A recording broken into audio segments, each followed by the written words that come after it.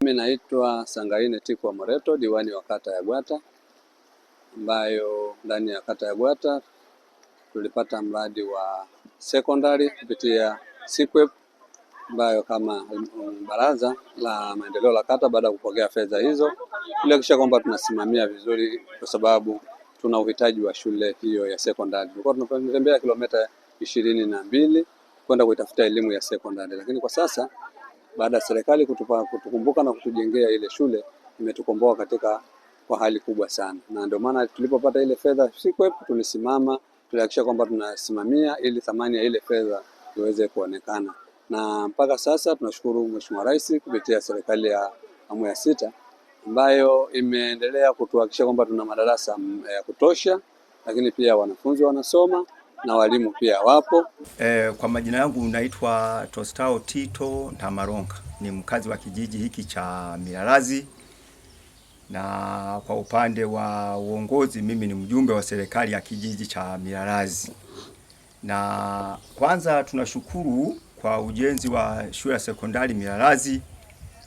Hii shule imekuwa ni ukombozi katika kata yetu ya Gwata, kwa sababu miaka kuishia mpaka 2023 wanafunzi wetu walikuwa wanaenda kilomita 11.3 katika kijiji cha shule ya sekondari Magindu. Ukiangalia umbali kutoka hapa mwanafunzi kwa mguu, kwa kweli umekuwa ni ukombozi mkubwa sana sana, yani sana. Yani mpaka sasa hivi wananchi nadhani wanamshukuru Rais wetu wa Jamhuri ya Muungano wa Tanzania Dkt.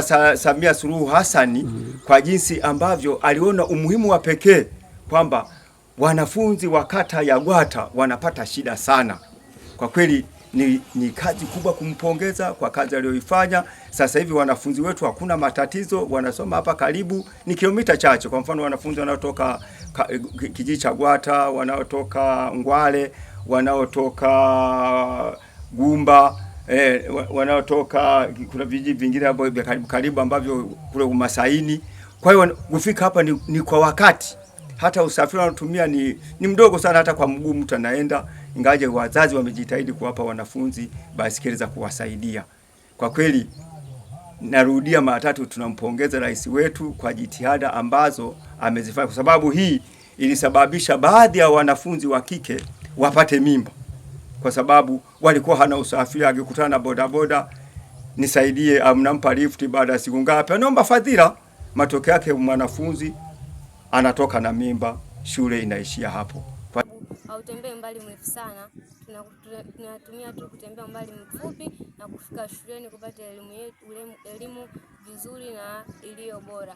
Kwa hiyo tunamshukuru sana Dkt. Samia Suluhu Hassan kwa kutuletea hii miradi, inasaidia sisi kupata elimu bora. Katika shule hii ya sekondari ya Milalazi tumepata bahati sana.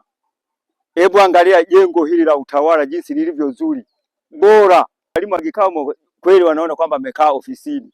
Wazazi wa shule hii, kwanza tunamshukuru headmaster. Shule hii kaisimamia vizuri. Hata fedha iliyokuja kwenye ujenzi alisimamia vizuri. Hakuna shilingi iliyopotea hapo. Yani tunampenda sana. Mungu ambariki, aendelee kutufanyia kazi nzuri kama unavyoona wewe mtangazaji hapa, shule yenyewe jinsi inavyofanana na mandhari yake na ubaridi unaosikia kwa ajili ya miti hii.